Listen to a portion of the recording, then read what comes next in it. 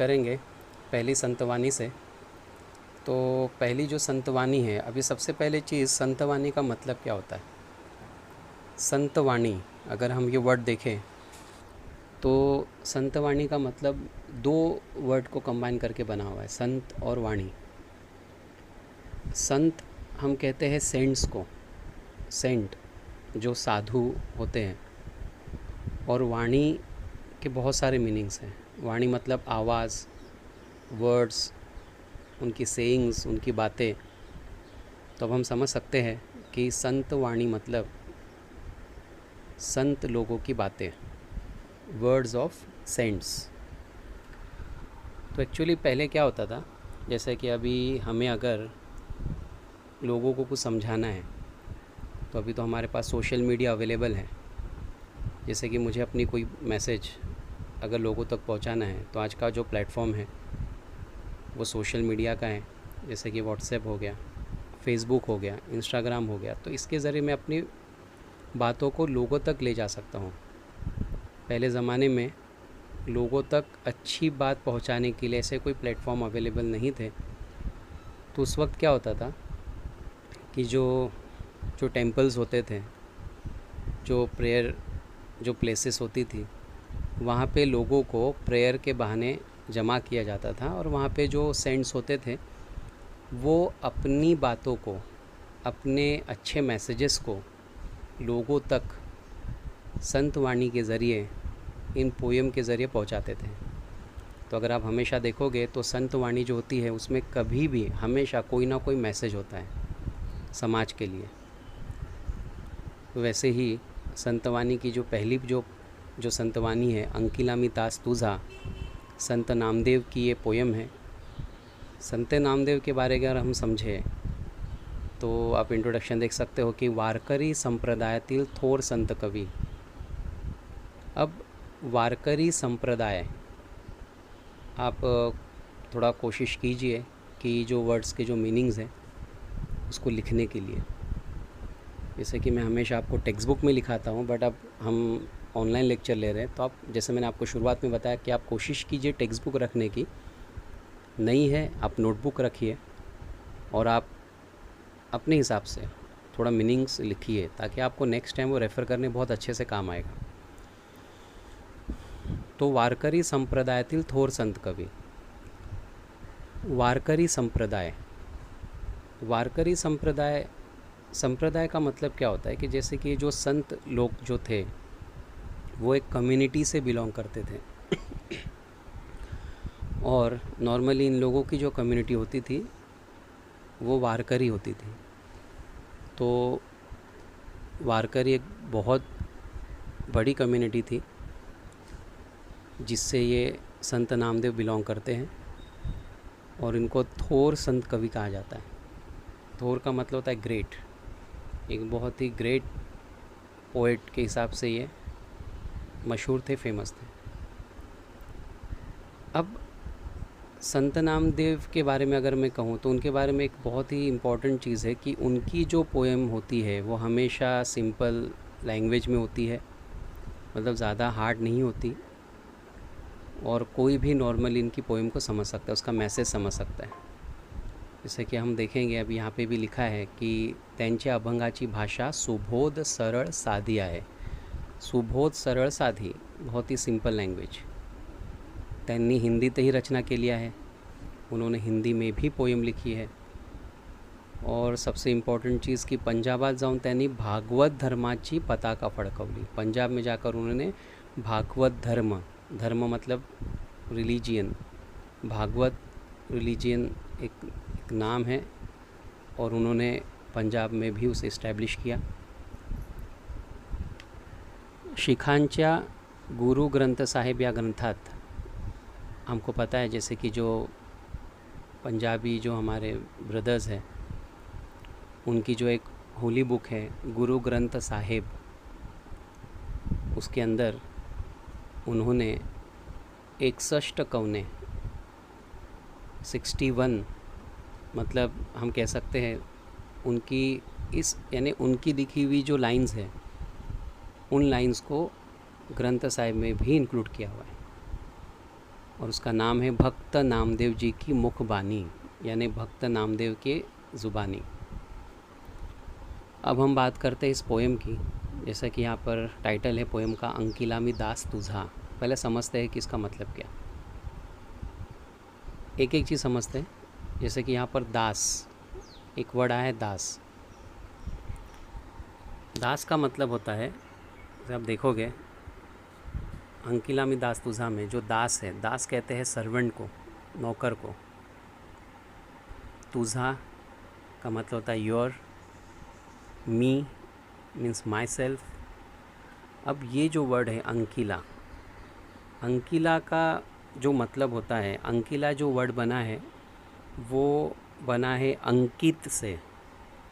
अंकित, अंकित का मतलब होता है, जैसा मैं कहूँ तो लिखा हुआ, रिटन, कोई चीज़ लिखी हुई होती है। जैसे मैं समझाऊँ, जैसे कि एक पेज है, एक पेज पे मैंने एक वर्ड लिखा, तो वो मैंने वो पेन से लिख दिया, अब वो फिक्स हो गई, वो लिखी हुई चीज़ अब वो फिक्स्ड हो गई। तो इसको कहते हैं अंकित। अंकित से बना है अंकिला।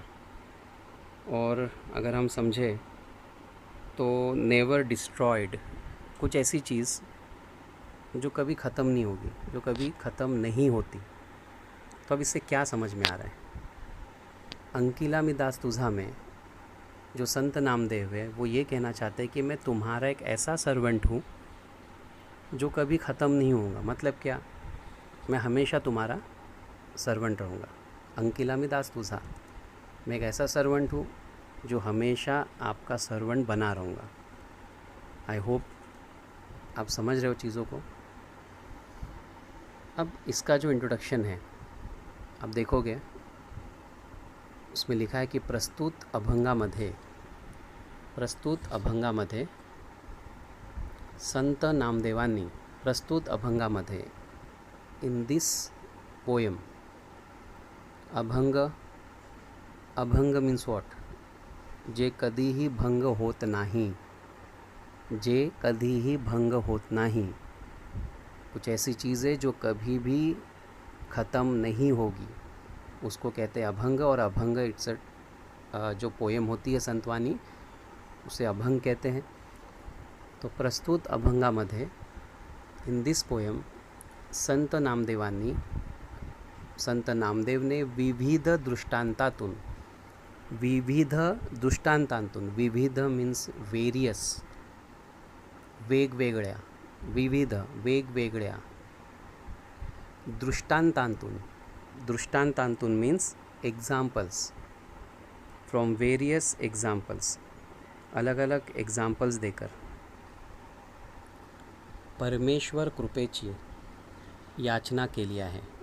परमेश्वर कृपेची, परमेश्वर मीन्स गॉड, कृपा मतलब रहम, मर्सी, याचना, याचना मीन्स रिक्वेस्ट। मी, जैसे कि मैं कहूँगा कि मी या गोष्टीची याचना करत आहे, मतलब मैं इस चीज़ की रिक्वेस्ट कर रहा हूँ।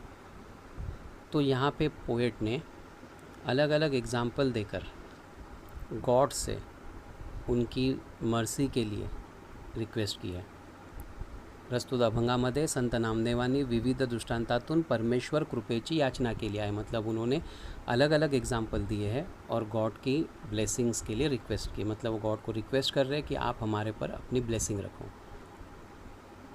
अभी अगर हम पोएम देखते हैं तो पहले एक बार मैं पोएम रीड कर लेता हूँ, अब उन प्रोनाउंसिएशन को समझो कि कैसे मैं पढ़ रहा हूँ। अग्नि माझी पडे बाळू, माता धावे कनवाळू, तैसा धावे माझिया काजा, अंकिला मी दास तुझा, सवेची झेपावे पक्षिणी, पिली पडिताची धरणी, भुकेले वस्तरावे धेनू हुमरत धावे, वणवा लागला से वनी, पाडस चिंतित हरणी, नामा म्हणे मेघा जैसा, विनवी तो चातक तैसा। तो जैसे कि आप देखोगे तो ये मैंने जो पोएम रीड किया हूँ, ये सिर्फ ये आपको बताने कि इसका प्रोनाउंसिएशन कैसा है।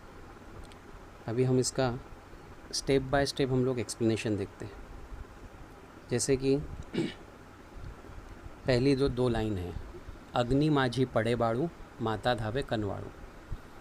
अग्नि माझी, अग्नि माझी का मतलब होता है आगी मधे। अग्नि मतलब आग, माझी मतलब मधे। अग्नि माझी, आगी मधे means what? In the fire, in the fire. पड़े, पड़े मीन्स जैसा है कि हम इसका एक मराठी में कह सकते हैं सापड़े। To be found, to be found. बाड़ू, बाळू मीन्स स्मॉल चाइल्ड। लहान हम कह सकते हैं लहान बाळ, स्मॉल चाइल्ड। माता धावे कनवाळू, माता जैसा कि आपको पता है माता मतलब आई, मदर। धावे, धावे का मतलब होता है धावणे। धावणे मतलब टू रन हार्ड, यानी बहुत ही तेज़ी से आगे बढ़ना, ऐसा भी हम कह सकते हैं। कनवाळू, कनवाळू का मतलब होता है दयालु। दयालु, दयालु मीन्स मर्सीफुल। जैसा हम कहते हैं कि देव फार कनवाळू आहे, देव फार दयाळू आहे, गॉड इज़ सो मर्सीफुल। तो जैसे कि आपको 2 लाइन के वर्ड मीनिंग समझ में आए होंगे, अब इसका हम लोग एक्सप्लेनेशन देखते हैं। अग्नि माझी पड़े बाड़ू माता धावे कनवाड़ू। इसका मतलब ये है कि संत नामदेव कह रहे हैं कि वो सबसे पहली चीज़ तो वो कहते हैं कि मैं मन से गॉड को याद करता हूँ। वो कहते हैं कि जब भी मुझ पर कोई मुसीबत आती है तो हमेशा जो गॉड है वो मेरे मदद के लिए हमेशा तैयार है। तो उसको समझाने के लिए उन्होंने ये एग्ज़ाम्पल दिया। उन्होंने बताया जैसे कि लाइक अग्नि माझी पड़े बाड़ू, जैसे कि समझो आग जल रही है और उस आग में एक छोटा बच्चा समझो गिर गया। अब उस आग में गिरे हुए बच्चे को बचाने के लिए माता धावे कनवाड़ू, मतलब माँ जब देखती है कि वो मेरा बच्चा जो है वो आग में गिर गया है या फंस गया है, तो माँ कुछ नहीं सोचती, बस वो भागते हुए जाती है अपने बच्चे को बचाने। तो यहाँ पे कहा गया है कि मॉम जो है ना वो इतनी ज़्यादा कनवाड़ू है, इतनी ज़्यादा दयालु है कि वो अपनी फ़िक्र नहीं करती। उसके दिमाग में सिर्फ एक चीज़ है कि मेरा जो बच्चा है वो परेशान है, तकलीफ़ में है, तो मुझे उसे बचाना है। तो वो भागते हुए जाती है अपने बच्चे को बचाने। तो इससे क्या समझ में आ रहा है कि यहाँ पे संत नामदेव ये कह रहे हैं कि इसी तरह से जो गॉड है, जो लॉर्ड विट्ठल है, वो हमेशा मेरी मदद करते हैं। जैसा कि हम आगे की लाइन में देखेंगे, ये 2 लाइन आपको समझ में आई होगी। अग्नि माझी पड़े बाड़ू माता धावे कनवाड़ू। जब आग में कोई बच्चा फंस जाता है, गिर जाता है, तो माँ भागते हुए जाके उसे बचाती है। मॉम इतनी काइंड होती है। अब उसको कैसे उन्होंने कंपेयर किया, तैसा धावे माझिया काजा। तैसा, तैसा का मतलब होता है त्याच प्रमाणे, त्याच प्रमाणे, as like that, as like that यानी उसी तरह से। धावे आपने ऑलरेडी मीनिंग लिख चुके हैं, देख चुके हैं। धावे मतलब टू रन हार्ड। माझिया काजा, माझिया मतलब हम कह सकते हैं माझ्या, माझ्या माय। काजा, काजा मतलब काम, वर्क। तैसा धावे माझिया काजा अंकिला मी दास तुझा। जैसा मैंने आपको टाइटल का मतलब बताया हूँ, अंकिला अंकित झालेला। हम जैसा मैंने आपको बताया कि फिक्स्ड इस चीज़ जो कभी ख़त्म नहीं होगी। मी दास तुझा, मी माई सेल्फ, दास मतलब सर्वेंट, तुझा मतलब योर्स। तो यहाँ पे आप पोएम क्या कह रहे हैं कि उसी तरह से, उस माँ की तरह से, तैसा धावे माझिया काजा, उसी तरह से गॉड मेरे काम के लिए, जब भी मैं गॉड को आवाज़ देता हूँ वो भागते हुए आते हैं। और मैं आपका एक ऐसा सर्वेंट हूँ जो कभी भी आपको मैं नहीं छोड़ सकता, अंकिला अंकित होने जैसा कि फिक्स्ड कभी ख़त्म नहीं हो सकता, ऐसा मैं आपका सर्वेंट हूँ। आई होप ये चारों लाइन आपको समझ में आई होगी। तो ये पहली 4 लाइन में संत नामदेव ने गॉड की जो जो कनवाड़ुता है, जो उनकी जो दया है, जो दयालुपन है, उसको मॉम के काइंडनेस से कंपेयर किया है। अब हम आगे बढ़ते हैं। अगर आप देखोगे नेक्स्ट लाइन, तो पहले हम मीनिंग समझते हैं। सवेची झेपावे पक्षिणी। अब ये हम अलग आगे का एग्जाम्पल देख रहे हैं। सवेची, सवेची मतलब लगेज, लगेज मतलब इंस्टेंटली, इसको हम कहते हैं फ़ौरन। झेपावे पक्षिणी, झेपावे, झेपावे का मतलब होता है झेप घेने, झेप घेने, यानी समझो एक बर्ड ऊपर आसमान में उड़ रहा है और वो सडनली नीचे आता है, तो जो जो ऑल ऑफ सडन उसके नीचे जो आना होता है उसको कहते हैं झेप घेने। सवेची झेपावे। पक्षिणी, पक्षिणी मतलब बर्ड, ओके, पक्षिणी मतलब बर्ड। सवेची मतलब इंस्टेंटली, झेपावे का हम लिख सकते हैं टू कम डाउन, नीचे आना। पक्षिणी बर्ड, मदर बर्ड आप कह सकते हो। पीली पड़ताची धरणी। पीली, पीली मतलब पिल्लू। पिल्लू का मतलब जैसे कि हमको पता है पिल्लू मतलब हम यंग कब, है ना, एक कब होता है, एक छोटा सा एक बच्चा होता है, उसको कहते हैं हम मराठी में पिल्ली। पड़ताची, पड़ताची मतलब गिरना, ज़मीन पे गिरना। धरणी, धरणी मतलब ज़मीन, अर्थ। अब इसका हम लोग एक्सप्लेनेशन देखते हैं कि सवेची झेपावे पक्षिणी, पिल्ली पड़ताची धरणी।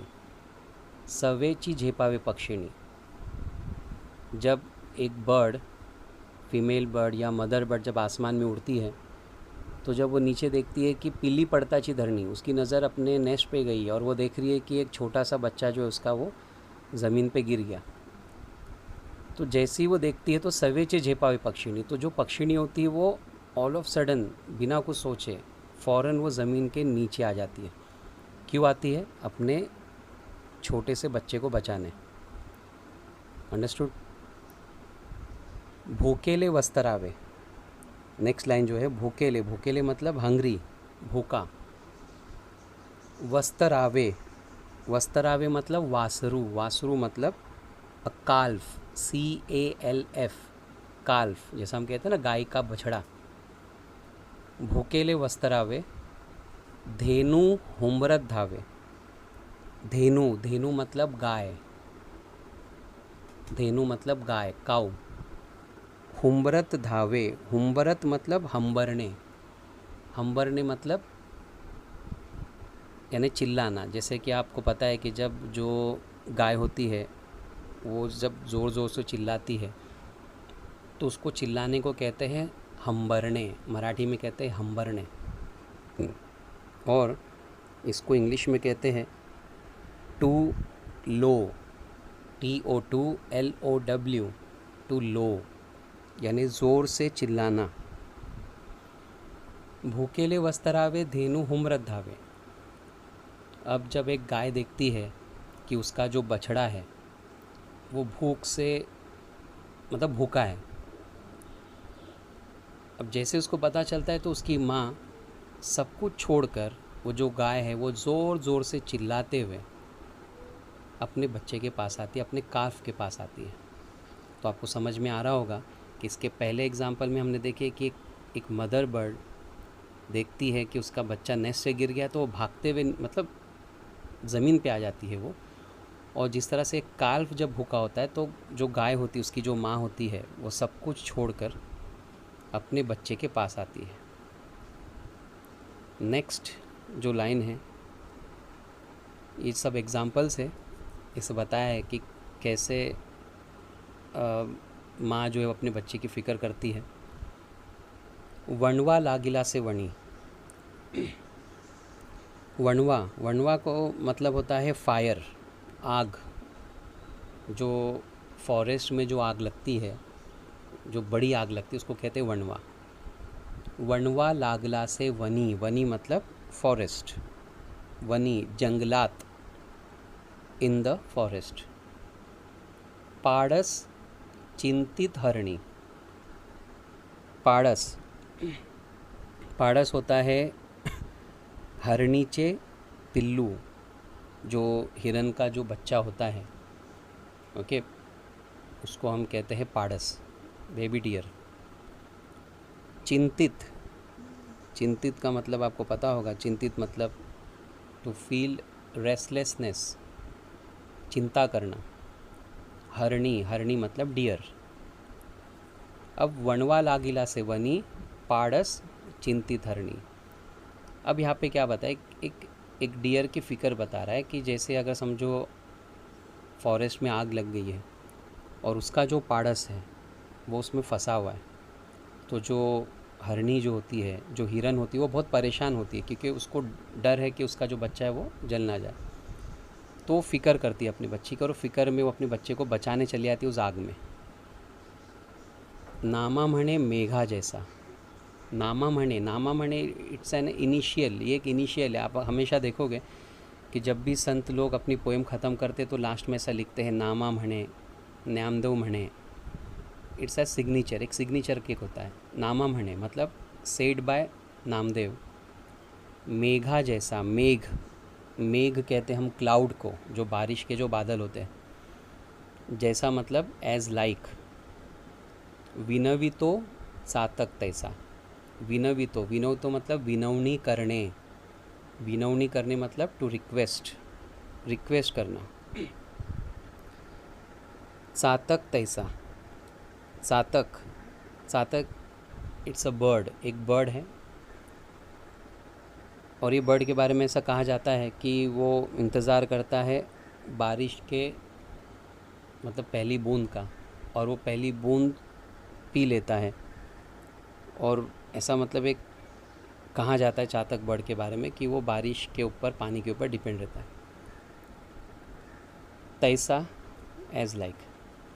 अब ये लाइन का मतलब क्या हुआ कि नामा म्हणे मेघा जैसा, विनवी तो चातक तैसा। तो यहाँ पे पोइट क्या कह रहे हैं कि चातक पक्षी जो है वो जिस तरह से बारिश की पहली बूंद का इंतज़ार करता है और उसे पी के वो ज़िंदा रहता है, और उसके लिए वो बारिश का पानी ही ज़िंदगी है, ऐसा कहा जाता है।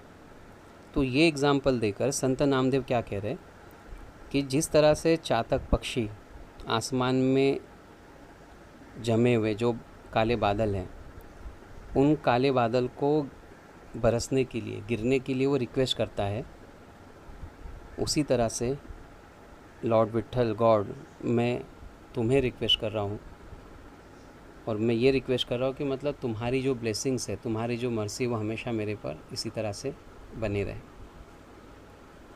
तो ये जो हमने पोएम देखी,